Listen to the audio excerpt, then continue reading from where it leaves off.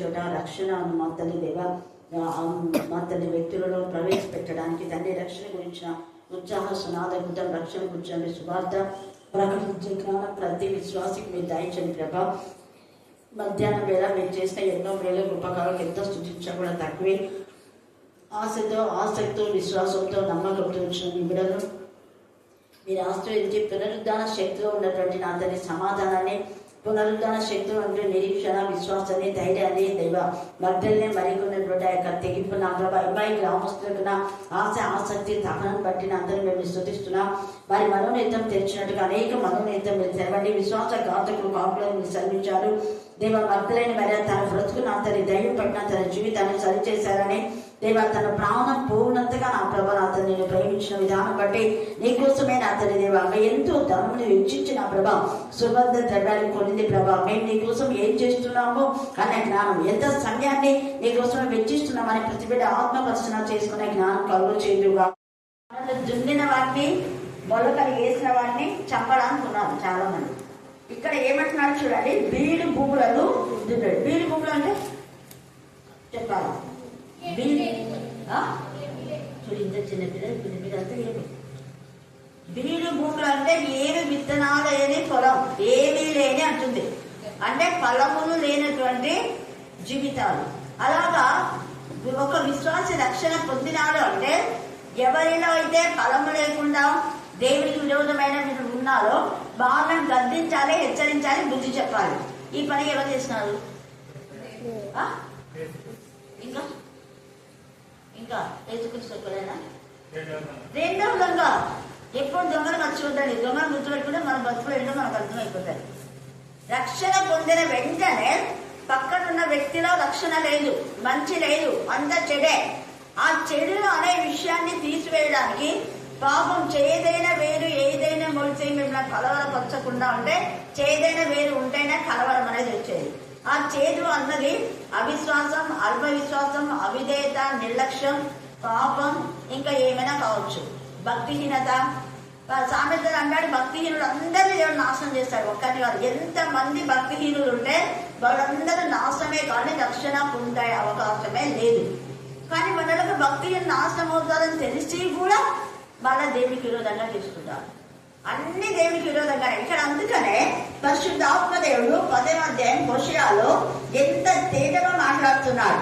మీ బతుకులు ఎంత భయంకరంగా ఉన్నాయో చూసుకోండి అని ఎఫ్రాయిముని గురించి తెలియజేస్తూ మాట్లాడుతున్నాడు. 10వ వచనం చదవండి.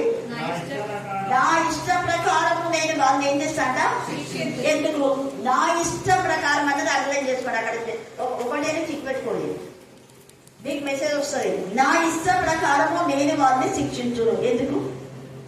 ఆయన రక్తం పెట్టి మనం కొన్నాడు. ఇంకా రక్తం పెట్టి కొన్నంత మాత్రం శిక్షించాడు దేవుడు. ఇప్పుడు నా ఇష్టం ప్రకారం శిక్షిస్తానన్నాడు. ఎందుకు? మనము దేవుడి ఇష్టం కాకుండా మన ఇష్టం చేసినందుకు. చాలా సార్లు మనం దేవుడు చెప్పింది అస్సలు చేయాలి. ఏది వద్దంటామో అదే పని. వద్దన్న పని చేస్తే దేవుడు ఏం చేస్తాడు చెప్పాలా? మీకు ఎవరు చేసినారు వద్దని పని? ఇంత సింపుల్ క్వశ్చన్ వేస్తే ఇది తీసుకొని యువతులు ఇంకా ఎఫ్రాయిం కూడా కరెక్ట్. ఇంకా ఈ ఇశ్రాయేలు ప్రజలు ఇంకా మాది కాలంలో అవ్వదాము వాళ్ళ నుంచే కదా ఇదంతా వచ్చింది. ఎవరైతే దేవునికి విరోధమైన విధానంలో అంటే చెప్పని పెత్తనాలు చేయడము, నాకు ఇష్టం కాదు మీరు చేసినందుకు నేను కూడా ఏం చేస్తా, మీ ఇష్టానుసారంగా మీరు చేస్తాను, నేను కూడా నా ఇష్టానుసారంగా నేను ఏం చేస్తా, శిక్షిస్తాను. ఎంత తేడా చెప్తున్నాను చూడండి. నా ఇష్ట ప్రకారము నేను వారిని శిక్షించును. వారు చేసిన 2 దోషములకు నేను వారిని బంధింపగా. చూడండి, 2 దోషాలకే దేవుడు బంధిస్తే మనం రోజు వద్దన పని ఏది చేస్తున్నామేమో, రోజుకి ఎన్నోగా. ఇక్కడ 2కే. గాజాలో కూడా మనం ఆమోస్లో చూస్తే గాజా 3-4 సార్లు చేసిన తప్పిదాలకు దేవుడి శిక్ష. ఇప్పుడు గాజాకి అక్కడంతా శిక్ష. ఇప్పుడు ఇరాన్ అంటున్నావు కదా, ఆ ఇరాన్ దేవుడు చాలా చాలా ఇష్టమైనటువంటి ప్రదేశం ఇరాన్ కూడా. ఆ ఇరాన్ లోనే నోవహు, ఇరాన్ లోనే యాకోబు సంచారం చేస్తున్నాడు. ఇరాన్ లోనే యాకోబు యొక్క మామ వాళ్ళంతా ఉన్నారు. నాహోరు ఆ ప్రాంతందే, ఇరాక్దే. తర్వాత ఇరాక్ గురించి ఇంకా చాలా చాలా ఉన్నాయి, మీకు తర్వాత చెప్తాను నేను. ఇప్పుడు టాపిక్ మనకు అది కాదు. అయితే ఇరాన్కు ఎందుకు ఇంత శిక్షలు వచ్చిందంటే వాళ్ళు ఇష్టం వచ్చినట్టు చేసినారు. ఇష్మాయేల్ దత్తపుత్రుడైనటువంటి ఇస్సాకును కొచ్చినాడు. ఎంత ధైర్యం చూడు. పనిదాని కొడుకు. పని చేసేటోడు పని చేయాలి, అధిక ప్రశ్న చేయకూడదు కదా. మరి పని చేసేటోడు యజమాని కొడితే దేవుడు రుకుంటారా? తీసి పడేసినారు ఎక్కడికో. ఎన్ని కష్టాలు పడింది అసలు హాగర్. ఎందుకంటే విధేయతగా ఉండమని చెప్పినాడు దేవదూత. నీకు ఏదో పనిది కదా, పనిదారు అయినా నీకు ఏదో కొంచెం మంచి చేద్దామని చెప్పేసి చాలా చేస్తే విశ్వాసఘాతకురాలువై కొడుకు ఉన్నాడని అహంకారంతో నీ ఇష్టానుసారంగా నువ్వు చేస్తే నువ్వు పనిదానులాగానే ఉండాలి. కానీ ఏం చేస్తుంది? యజమానురాలకే బాధ తెచ్చింది. చాలా ఏం చేసింది? దీన్ని తీసుకుపో అనేది అబ్రహాముతో. అప్పుడు ఏం చేయాలో అర్థం కాక అబ్రహాము, అప్పుడు దేవుడు అన్నాడు శారా ఏం చెప్తే అదే చేయి. అంతేగాని శారా నువ్వు అలా చేయకూడదు అని అన్నాడా? అలా ఆ పాపం తల్లిదండ్రులు లేకుండా నీకు పని చేయడానికి వచ్చిందని వాళ్ళు చేయొచ్చా? అనలేదు. ఎందుకు? పని చేయకపోయినా దాన్ని నేను సొంత చెల్లెలాగా భావించిన, సొంత కూతురులాగా భావించిన. నా జీవితంలో సగం జీవితాన్ని అనిపిస్తే అదేం చేస్తుంది? విశ్వాసఘాతకురాలైతే. అందుకని అప్పటి నుంచి వచ్చినట్టు ఆ గొడవ ఇప్పటి నుంచి అది పెరిగి పెద్దగా అయిపోయింది. ఇప్పుడు ఇరాన్ అంతా కూడా 3/4 భాగం నాశనమైంది, 25 భాగమే ఉంది. ఎందుకు అంటే దేవునికి విరోధంగా తమ ఇష్టానుసారంగా వాళ్ళు చేసుకున్నారు. అందుకనే ఇక్కడ ఎఫ్రాయిము చేసినట్టు లేదా 2 నేరములకు వాళ్ళు చేసిన 2 దోష క్రియలకు నేను వారిని బంధింపగా అన్యజనులు కూడి వారి మీదకి భక్తులు. ఎఫ్రాయిము నూర్పునందు అభ్యాసం కలదై కంకులను చొక్కగోలు పెయ్యమనే ఉన్నది. అంటే ఎఫ్రాయిము ఏమి అభ్యాసం చేస్తుందంటే అబద్ధము, అసహ్యము, గర్వము, అహంకారము అన్ని దేవుడు ఏమంటే అవన్నీ చేయడానికి అభ్యాసం. అంటే ముందే ప్లాన్ వేసుకుంటారు నడుచుకుంటారండి. ముందే చెడు చేయడానికి వాళ్ళకు అనుకోకుండా చేసేది కాదండి. ముందే వాళ్ళకు ఆలోచనలు ఉంటాయి. ఈ రోజు ఇది చెడగొట్టాలా, ఈ రోజు అది చెడగొట్టాలా, ఈ రోజు అది అని ముందే. అందుకని ఇక్కడ ఏమైనా అభ్యాసం కలదై కంకులను తొక్కగోరు పెయ్యవలై ఉన్నది. అయితే దాని నున్నని మెడకు నేనేం చేస్తా? దాని నున్నని మెడకు కాడిగట్ట ఏమైతుంది? నున్నని మెడ అని రాస్తున్నారు. ఇక్కడ చాలా జ్ఞానం ఉంది. అందుకే అవివేకుగా ఉండదు. పునరుద్ధాన శక్తి వివేకాన్ని ఇచ్చింది. పునరుద్ధాన శక్తి మందమద్యం తీసేస్తుంది. మందమద్దులారా, అవివేకులారా, దేవుడు ఇచ్చి చెప్పినటువంటి లేఖన భావాలు మీరు ఎందుకు మర్చిపోయారని యేసయ్య నొచ్చుకున్నాడు. వాళ్ళంతా ఆసక్తితో అంతా పోతే వాళ్ళు అన్నారు, ప్రభా మేము అంతగా నేను ఎత్తుకుంటా యేసయ్యని ఎత్తుకుంటా మేము పోతే మమ్మల్ని అవివేకులు అంటావా, మందమత్తులు అంటావా అన్నారా? వాళ్ళు అన్నారు. వాళ్ళు నిజంగా అవివేకులు, నిజంగా మందమత్తులే. అంటే యేసయ్య లేస్తాడని చెప్పాడు. గొల్లలేక మీకంటే ముందు పోతాడంటే వాళ్ళు ఇప్పుడు ఎక్కడైతే గొల్లలేదో వెతుకోవాలి. హల్లెలూయా, హల్లెలూయా, హల్లెలూయా, హల్లెలూయా. సమాధిలో వెతకూడదు. యేసే కాన్సెప్ట్ ఏంటంటే ఆయన లేస్తాడని చెప్పినందుకు సమాధిలో ఎందుకు వెతుకుతున్నారు? అది వెతకకూడదని చెప్పరా? మీరు ఎక్కడ వెతకాలో? గలిలయలో వెతకాలి. మీకంటే ముందుగా గలిలయకి వెళ్తారని ఉంది కదా. సమాధిలోకి ఎందుకు పోతారు? ఆయన లేస్తాడని చెప్తే సమాధికి ఎందుకు పోయినావు? అక్కడ మగ్దలేనే మరే వర్షం కూడా అదే. ఆయన లేస్తాడని చెప్పినప్పుడు మీరు లేస్తాడని అలాగనే ఉంటే దేవుడు స్తుతించాల్సింది కదా. మళ్ళీ సమాధంలోకి ఎందుకు వెళ్ళాము అంటే లేచి ఆయన అక్కడే ఉంటాడేమో, తీసుకొద్దాము మంగళ వైద్యాలతో అనే కాన్సెప్ట్ ఈ యొక్క భక్తులైన మరి అందరికంటే ముందు మేమే ఏజెంట్ కనుక్కొని తీసుకొని రావాలా అనే కాన్సెప్ట్ వాడుతుంది. అందుకనే అయితే ఆయన లేస్తాడని చెప్తే మీరు అసలు ఎందుకు వచ్చారు సమాధి దగ్గరికి అని మనం వద్దన పనులే చేస్తాం. తర్వాత చూడండి ఇక్కడ ఏమంటున్నారు? భూమిని ఎఫ్రాయిము చేత దున్నించుటకు నేనొక నియమించును, యూదా భూమిని దున్నును. చూడండి, యూదా భూమిని దున్నును అనేది అండర్లైన్ చేసుకోండి. ఇక్కడ చాలా చాలా ప్రాముఖ్యమైన విషయం ఉంది. యేసయ్య ఏదైతే లేఖనం నెరవేర్పాయి, హోషేయలో రాసిన ఈ లేఖన భాగాలన్నీ మరి యొక్క కొత్త నిబంధనలో యేసయ్య నెరవేర్చాడు. వీడు భూములను దున్నాడు యేసయ్య. ఫలించని జీవితాలు ఫలించేలా చేశాడు. తర్వాత ఇక్కడ ఏం చేస్తున్నాడు ఆయన అంటే యూదా భూమిని దున్నును. దున్నిన భూమిలో ఏం చేస్తారు? ఊక దున్నుతారా? ఎవరైనా ఏ భూమిలోనే ఊక దున్నుతారా? మరి విత్తనాలు వేయడం కోసమే దున్నుతారు. ఇక్కడ యూదా భూమిని దున్నంటే యేసయ్య యూదుల ద్వారానే రక్షణ. ఆ యూదులు ఎవరు? ఏసయ్య ద్వారానే రక్షణ. ఎంత కాన్సెప్ట్ ఉంటుంది, ఎంత మార్మికంగా హోషియా ప్రవచన పూర్వకంగా రాస్తున్నాడు. యూదుల నుంచే రక్షణ, మనకు అందరికి రక్షణ ఇచ్చిందంటే యూదుల నుంచే. తామ కూడా యూదులే, తోమ. కాబట్టి అలాగా అనేక మంది యొక్క శిష్యులందరూ కూడా యూదులే, ఏసైకు చెందినటువంటి వాళ్ళే, ఏసై బంధువులే, ఏసై రక్త సంబంధికులే, అన్నదమ్ముల పిల్లలే. అందుకే వాళ్ళ అన్నదమ్ముడు అక్క చెల్లెలు మీతో కూడా ఉన్నారు కదా అనే మాట మాట్లాడతారు. వాళ్ళ యొక్క కజిన్స్ అనమాట అందరూ. అలాగా యూదా భూమిని దున్నును, యాకోబు దానిని ఏం చేస్తాడ చదువు చేసుకొని. యాకోబు ఎవరు అంటే యూదా తండ్రి, అవునా కదా. యాకోబులో నక్షత్రం ఉదయించును. చూడండి, చదవండి 24 సంఖ్య 24లో ఆ మాట ఉండదు. యాకోబులో నక్షత్రం ఉదయించును. వచనం చెప్పు, చదువు 17వ వచనం చూడండి. యాకోబులో ఏమొస్తుందంట?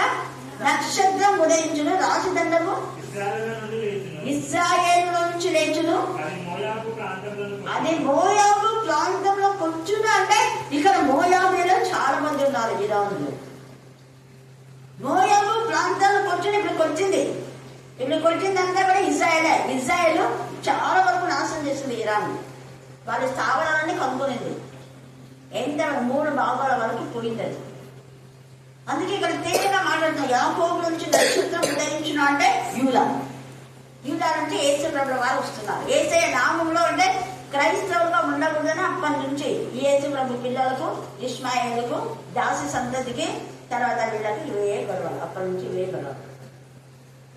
తర్వాత చదువు.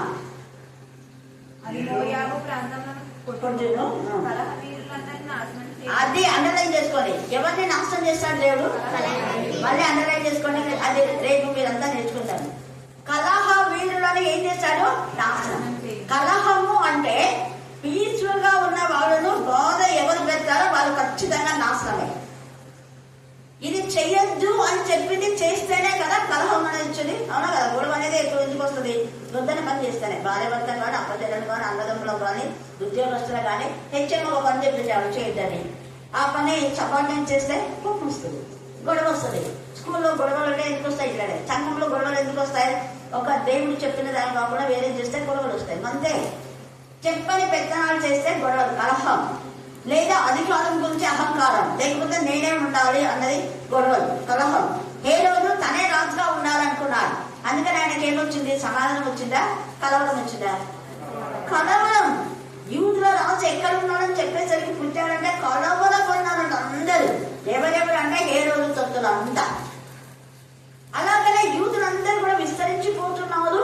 యూదులంతా కూడా రాజ్యం వెళ్తారని తెలిసి హామాను కలవరపడి వాళ్ళని చంపాలి అనుకున్నాడు. వాళ్ళని చంపాలనుకుంటే ఎవరు తెచ్చినాడు? వాడే తెచ్చినాడు. వాడే వాళ్ళ కుటుంబం, వాళ్ళ బంధువులు, సంబంధించిన అంతే. దేవుని పిల్లలకు కొంచెం హాని చేసినా, కొంచెం బాధ పెట్టినా ఎంటర్ వాళ్ళ వంశం, వాళ్ళ కుటుంబంలో బిడ్డలు, కొడుకులు, అల్లుళ్ళు, మన్మరాళ్ళు, తల్లులు, అప్పజలు అందరూ అలాంటి వాళ్ళంతా నాశనమైతే ఆ పరిస్థితి మనం తెచ్చుకోకూడదు. ఇక్కడ అందుకనే యాకోబు దాన్ని చదువు చేసుకున్నాను. నీతి ఫలించినట్లు మీరు విత్తనం వేయండి. ఏమి వేయాలంటే ఎలాంటి నీతి ఫలించ అంటే మీ బ్రతుకుల్లో నీతిగా మీరు జీవిస్తున్నారా? సంఘంలో కానీ, సమాజంలో కానీ, ఎక్కడైనా కూడా వాక్యం చెప్పేవాళ్ళు నీతి కలిగి వాక్యం చెప్పాలి. నీతి మాలిన వాక్యం కాదు. ఎవరో వేసిన పంటను మనం కోసుకుంటే అది న్యాయమా అన్యాయమా? మళ్ళీ కాదు, గట్టిగా అన్యాయస్తులు దేవుని రాజ్యములకు వారసులు కావాలి. క్రమములకు దేవుడు కర్త. క్రమం అంటే ఏంటి? మారు మనసు పొంది, మారు మనసు విషయమైన బాప్టిజం తీసుకున్న తర్వాతనే పెళ్లి చేసుకోవాలి, అవునా కదా. మారు మనసు లేని వాళ్ళకి ఎక్కడ పెళ్లి జరుగుతాయి? ఏది క్వశ్చన్ ఆన్సరే లేదు. మారు మనసు లేని వాళ్ళకు పెళ్లిళ్ళు ఎక్కడ జరుగుతాయి? ఇంట్లో. ఇంకోటి గుళ్ళో. మొన్న నామం ఎంత బాగా చెప్పారు. ఈ మధ్యనే అయిపోయారు. ఆమె చెప్పిన తర్వాతనే జరిగింది. అంటే నిజంగా మారు మనసు ఉన్న వాళ్ళు అయితే మేము సంఘంలో చేసుకుంటాం రాజాలాగా, కావున ఆ పరిస్థితి అని చెప్పి చేస్తారు.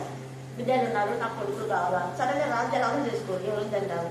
ఇద్దరిని చూసుకో మంచిగా వద్దన్నారు. కానీ దొంగతనంగా బాగా పెట్టుకొని దొంగతనంగా పోయి ఆడ తాళి కడతా, ఈడ తాళి కడతా అంటే అదేంటిది? రాజవధు కాదు, క్రమం కాదు, అది అక్రమం. అక్రమం చేయవాళ్ళ నా దగ్గర నుంచి పొండి అంటారు. పొండి అంటారు, రండి అన్నాడు. రండి అనేది ఎవరిని అంటారు? ఆశీర్వదించబడే వాళ్ళకి ఆశీర్వదించబడ్డ వాళ్ళు బయట ఎందుకున్నారు? లోపలికి రండి. ఎంత బాగా చెప్తున్నారు. అందుకని ఇక్కడ నీతి ఫలించినట్లు మీరు విత్తనము వేయండి. ఆ విత్తనము వాక్యమనే విత్తనం. నిజంగా నీతి, నిజాయితీ, యథార్థత, సత్యం అనేది ఉంటే కష్టపడి వాక్యం చెప్పి ఆత్మను సంపాదించుకొని అప్పుడు సంతోషపడతారు. అంతేగాని ఉండగా తేరగా వచ్చింది తీసుకొని మరి బాబు మాకు ఇది అదేది గర్వంతో చెప్పుకోండి. ఇక్కడ చూడండి, నీతి ఫలించినట్లు మీరు విత్తనం వేయండి. ప్రేమ అని కోట మీరు కోయి. ఏంటి కోయాలంట? ప్రేమ అంటే ఏంటి? కాయడము, అది కాస్తున్నారా, మేస్తున్నారా? ఎంత మంది కుటుంబాలు ఉంటే అంత మంది కోసం రాత్రి మగలు ప్రార్థన చేయాలి. అందుకని కీర్తనలో ఎంత చక్కగా రాత్రి వేళ దేవుని సేవకులారా, నిల్చుండి వారలారా మీరందరూ యెహోవాను సందర్శించు. రాత్రంతా ఆ కుటుంబాల కోసం ప్రార్థన చేయి. వాళ్ళంతా వాక్యంగా నింపబడాలి. చిన్న పిల్లలు ఎంత చక్కగా వాక్యం చెప్తున్నాడో ఇదే ఫలం ఉంది. అందుకే నేను వాక్యం వినండి వినండి వినండి అని చెప్పేది. ఎందుకంటే ఇందుకే తేజగా ఇక్కడ మాట్లాడుతున్నాడు. ప్రేమ అంటే వాక్యమే. దేవుడు ప్రేమే ఉన్నాడు, వాక్యము దేవుడే ఉన్నాడు. అవునా కదా? రాజు వాక్యం అంటే వాక్యము ఆ దేవుడే ప్రేమ. ప్రేమ అంటే ఇచ్చిపుచ్చుకోవడం కాదు. ప్రేమ అంటే ఏంటంటే మనం దానికి కలుపుతుంటాం. కలిపి సరిపడి బోధలు అవుతున్నాను. ఏసయ్య ప్రేమ నీకు ఉంటే, నువ్వు నిజంగా ఏసయ్యని ప్రేమిస్తే గొర్రెలు కాస్తావు, మేస్తావు. గొర్రెలు కాల్చే విధానంలో మబ్బు చాటులో ఉన్న గొర్రెలు మందలోకి చేరుస్తావు. అది పంట. నీ పంట బిల్లు ముక్కలను తినాలి. రక్షణ లేని వాళ్ళకి రక్షణ ఏమంటే, రక్షణ పొందిన వాళ్ళు రండి రండి రండి అని పిలుస్తారు. దొంగలుగా, అబద్ధికులుగా, వ్యభిచారులుగా, కూనికోలుగా, హంతకులుగా, డ్రగ్స్ అడిక్ట్ అయి ఎంత మంది యవనస్తులు చెడిపోతూ ఉన్నారు. మన చుట్టుపక్కలలోనే వాళ్ళని పిలవాలి. వాళ్ళ తల్లిదండ్రులకు పిలిచి గద్దింపు చేయరు. వాళ్ళ ఇళ్ళకి వచ్చి మీ పిల్లలు బట్టి మిగతా పిల్లలు చెడిపోతున్నారు, దేవుడికి కూడా వస్తుంది, మీ పిల్లల్ని జాగ్రత్త పెట్టుకోండి, మీ పిల్లలతో కాదు నీకు కూడా వస్తుంది. ఒక తల్లి ఒక తండ్రి పిల్లల్ని సరిగా పెంచకపోతే 100% వాళ్ళు పోయింది నరకానికే. ఎందుకు? గర్భఫలం యెహోవాయిచ్చు. ఆయన బహుమానాన్ని ఆయన చేతిలో పరిశుద్ధంగా పవిత్రంగా ఆయనకి ఇవ్వాలి. తండ్రి నీ చేతికి నా ఆత్మను అప్పగిస్తున్నాను అన్నాడు. ఎందుకు వస్తున్నాడు? అది పవిత్రమైన ఆత్మ. అది అపవిత్రమైనదో ఆత్మ కాదు. 3 గొప్పల మంది అపవిత్ర ఆత్మలు బయలు వెళ్ళాయి ప్రకటన 16లో. ఏసీ ఆత్మ అపవిత్రమైనది కాదు. అపవిత్రమైన వాళ్ళతో సహాయం చేయలేదు, పవిత్రులతో. అందుకే దుష్ట సాంగత్యం మంచి నడవని పాడు చేయదు. ఆలయం పరిశుద్ధమైంది, పవిత్రమైంది కాబట్టి నా మందిరాన్ని ఎందుకు మీరు దొంగలుగా చేస్తున్నావు? పరిశుద్ధ ఆలయంలో పరిశుద్ధమైన వివాహం జరగాలి. పరిశుద్ధ ఆలయంలో పరిశుద్ధులు చేరి దేవుని ఆరాధించాలి. కానీ మందిరంలో పాడు చేస్తున్నారు మీరు. అందుకే కోపం వచ్చింది. ఏసైకి కొరడా తీసుకున్నాడు. అప్పుడు కొరడా తీసుకున్నాడు, ఇప్పుడు కొరడాతో కాదు. యుగంలో నరకాగ్ని గంధకాలు. ఎంత చెప్పినా వినని బాబు. చెప్పినా బాలు మనసు లేకుండా మైకులు సౌండ్ బంద్ చేయండి, అంత పెద్దగా పెట్టేది, ఇంత పెద్దగా పెడితే నీకేం బాధ? పెద్ద పెట్టేది. మనసు మార్చుకోకుండా కఠినపరుచుకొని మళ్ళా దేవునికి విరోధంగా మాట్లాడే వాళ్ళని అస్సలు క్షమించట్లేదు. అందుకే ఇక్కడ దేవునికి ఎంత కోపం చేస్తుంది. నీతి ఫలించినట్లు మీరు విత్తనం వేడి, ప్రేమ అనుకోదా మీరు కోండి. ప్రేమ అంటే మీరు ఏమనుకుంటారంటే తప్పు చేసినా కూడా పర్వాలేదులే, దేవుడు క్షమిస్తాలే, కృపగల దేవుడు, మనుషులందరూ ఎవరు నీతిమంతులు లేలే అని చెప్పాలి. ఇలా బోధ ఇలాంటిది. కానీ వాక్యంలో ఏమైంది? నీతిమంతుడు మాత్రమే రాజ్యంలో ప్రవేశిస్తారు. మీరు శాస్త్రం నీతి కంటే, పరిచయ నీతి కంటే మీ నీతి అధికం కానియడం, మీరు పరలోక రాజ్యంలో ప్రవేశించలేదు. మీతో నిశ్చయంగా 100% మీరు దేవుని రాజ్యంలో ప్రవేశించాలంటే మీ ఇంటి వారికి రక్షణ కలిగేలా మీరు ప్రయత్నించాలి. మీ ఇంట్లో వాళ్ళకు బతుకులే రక్షణ లేదు, కానీ వాళ్ళకి పాటలు వాక్యం చెప్తారు, వాళ్ళ ఇంత మాట్లాడుతుంటారు. ఇక ఇంట్లో వాళ్లకు రక్షణ లేకపోతే విశ్వాస త్యాగం చేసిన వాడే అవిశ్వాసి కన్నా చెడ్డవారు ఉండేది నరకంలోనే. అందుకే ఇక్కడ అంటున్నాడు చూడండి, యెహోవాను వెతుకుటకు ఇదే సమయం కనుక ఆయన ప్రత్యక్షమై మీ మీద నీతి వర్షం కురిపించినట్టు. నీతి అనే విత్తనం, వాక్యమైన విత్తనం. వాక్యమే నీతి, వాక్యమే ప్రేమ. ఇది మనం ఎప్పుడైతే ఎవరికైతే చెప్తామో, సాక్ష్యం కానివ్వండి, వాక్యం కానీ ఎంత మందికి చెప్తామో అంత వర్షం దేవుడు మనకి ఇస్తాడు. నీతి అనే వర్షంలో చాలా ఇన్నర్ మీనింగ్ ఉంది. ఈ నీతి అంటే విశ్వాసం. అబ్రహాము దేవుని నమ్మిన అదే తనకి నీతిగా ఎంచబడ్డాడు. ఆ నీతి నీకు అన్ని సోర్స్ ఓపెన్ చేస్తుంది.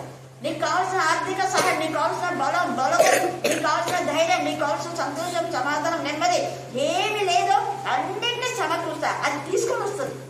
ఆ నీతి అన్నది అయస్కాంతం లాగా లాక్కొని వస్తే దేవుని పిల్లలకు సంతోషాన్ని కలుగ చేస్తుంది. అందుకనే నీతి ఎంత చక్కగా, నీతి అనే అక్కడ వర్షం గురించి మాట్లాడుతున్నాడు. నీతి వర్షం కురిపించినట్టు ఇది వరకు ఎన్నడూ దున్నని బీడు భూములు దున్నని, ఎన్నడూ దున్నని బీడు భూములు దున్నండి అంటే నాకు చెప్పింది అదే. ఇక్కడ అక్కడంతా చాలా మందికి రక్షణ లేదు, కొంతమందికి.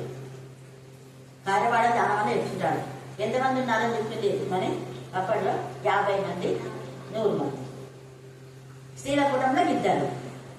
మరి ఇంత ఆత్మీయంగా ఎట్లా ఎదిగారని ఎందుకు మర్చిపోతారు విశ్వాస బాధ్యతలు? వాళ్ళెవరో వద్దులే తర్వాత రావచ్చులే టీచర్ అంటే ఇంకొకునేదేనా? చూడండి, వాళ్ళు వద్దని ఎందుకు వద్దంటున్నారు అంటే వాళ్ళు తప్పుడు పెట్టబడతారు. దాన్ని గట్టిగా ఖండించే వాళ్ళు లేదు. పేతురు లాంటి రోషం గల వాళ్ళు ఉండాలి. పేతురు ఏం చేశారు? వెంటనే మా కూర్చేది తెగదాన్ని వద్దు పెట్టుకో. చూడండి, ఇక్కడ ఎంత నీ ప్రవర్తన ఆధారం చేసుకుని నీ బలార్జులను నమ్ముకొని, అది తేజగా పరిశుద్ధ ఆత్మదేవ ప్రవచన రూపకంగా మనము అనుదిన అంటే ప్రతి బుధవారం రోజు, శుక్రవారము, ఆదివారం హోషేయ ధ్యానం చేసుకుంటున్నాం. కాబట్టి నీ ప్రవర్తన ఆధారం చేసుకుని నీ బలార్జులను నమ్ముకుని, బలార్జులు ఏం చెప్తే అది, వాళ్ళు తనమంటే తంటారు, వాళ్ళు చంపమంటే తంటారు, ఏం చేయమంటే అది చేస్తారు. బలార్జులను నమ్ముకుని నీవు చెడుతనపు పంటకై దున్నితివి. ఏం దున్నినారు? చెడుతనం పంట. పంట ఏమొచ్చిందనే చెడుతనం. చెడుతనం అనే పంట కోసుకున్నావు. చెడుతనం అనే పంటకై దున్నితివి కనుక మీరు పాపమును కూత కోసి ఉన్నారు, అబద్ధములకు ఫలము పొంది ఉన్నారు. అబద్ధానికి అబద్ధం, ఒకరి మీద ఒకరు వేసుకుంటున్నారు. అబద్ధం అనే ఫలం పొంది ఉన్నారు. నీ జనుల మీదికి అల్లరి వచ్చును. షల్మాను యుద్ధము చేసి బెతర్ బేలును పాడు చేసినట్లు ప్రాకారం గల నీ పట్టణములన్నీ పాడగును.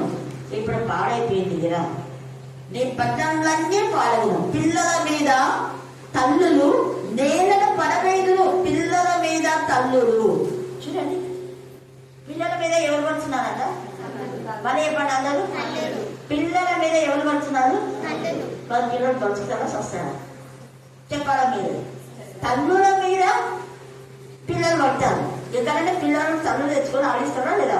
కనుకొని పిల్లలు విజయాన్ని తెచ్చుకొని అక్కడి వాళ్ళ పాపను మోసుకొని వస్తారా, వాళ్ళ పాపను మోసుకున్నారు? చెప్పాలా మీరు?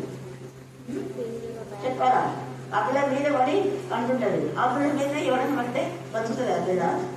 చూడండి ఎంత తేలిగా వస్తున్నాడు ఇక్కడ. పిల్లల మీద తల్లులు నేలను పడవేద అంటే తల్లులే పిల్లలను చచ్చిపోవడానికి ఏమవుతున్నారు? కారణం. పిల్లలు పాడవడానికి కారణం ఏంటంటే తల్లులే. తండ్రులను లేదు ఇక్కడ, ఉండే తల్లులని. చాలా చోట్ల తల్లులు అంటున్నారు. తల్లులైన వాళ్ళకి భయంకరంగా చూశారు. దేవుడు అడుగుతాడు, ఎందుకంటే గర్భఫలమే పోయించుకోవు. పిల్లల మీద తల్లులు నేలను పడవేదురు. ఈలాగున మీరు చేసిన ఘోరమైన దుష్క్రియను బట్టి బేతేలు మీకు ఏమైతుందన్న నాశన కారణం. బేతేలు ఏమైతుంది నీకు? నాశన కారణం. ఉదయ కాలంలో ఇశ్రాయేలు రాజు కొత్తబడి నిర్మూలం. ఉదయ కాలంలో ఇశ్రాయేలు రాజు అంటే ఇది యేసు ప్రభువారికి ప్రవచనం. ఇశ్రాయేలు రాజు కొత్తబడి నిర్మూలం అవును అనే మాట నిర్మూలం కాదు, కానీ ఆయన చనిపోతాడు. అది ఒక అర్థం. రెండవ అర్థం ఏంటంటే ఇశ్రాయేలు రాజు కూడా కొడతాడు అని. అలా కొట్టిందంటే ఇక రాజు లేకుండా ఎవరు పడితే వాళ్ళు రాజ్యాన్ని ఏలుతున్నారు. కాబట్టి ఈ సమయమందు దేవునికి ఇంకా చిద్కియా ఆహోము కూడా కొట్టాడు కదా, ఇశ్రాయేలు రాజు చూస్తారు. ఇలా దేవునికి విరోధమైన వాళ్ళందరూ కూడా నాశనం అయిపోతారు. మనం అలా పాపం వీరి భూములను దున్నుదాం. అనేక మంది రక్షణ లేదు, రక్షణ అనే విత్తనాన్ని వేసి మంచి పంటను మనం కోరుతాం. దేవుడు ఈ వాక్య భాగం దీవించి ఆశీర్వదించుగా.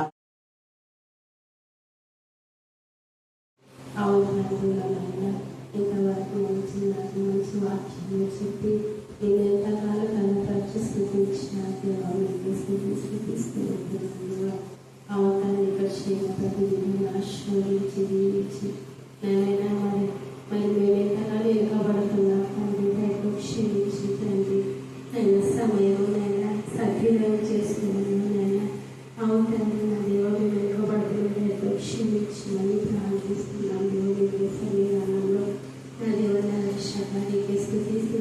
స్తోత్రమైన వాక్యమైన చక్కనైనా అక్క వివరించిన దేవా అక్క బలపరిచిన దేవా నీకే స్తుతి స్తుతి స్తోత్రమైన అవును తండ్రి ప్రేమనే నీతినే ఈ యొక్క వాక్యం ద్వారా మాట్లాడిన దేవా నీకే స్తోత్రమైన ఆ యొక్క నీతి అనే ఇతరులు నిర్ధారణ అతి ప్రయాస శ్రద్ధ పంపించుకుని ప్రార్థిస్తున్నావా కేవలం మీరు విడిచిపెట్టక వాక్యం నడుచుకుని వాక్యమని నేను అది బాగా ఫలింపచేసి వాక్యం ఎలా వివరించిన జ్ఞానం ఇది దయచేయమని ప్రార్థిస్తున్నాను దేవా మీకు స్తోత్రములు అవుతాను మరి నేను యొక్క జ్ఞానం మాకు దయచేయమని ప్రార్థిస్తున్నాను దేవా మీకు స్తోత్రములు అవుతాను మరి లోక పనుల మీదనైనా మరి మాట్లాడాలైనా మాట అనేక పనుల మీద మీ యొక్క వాక్యంనైనా ఇలా లేదు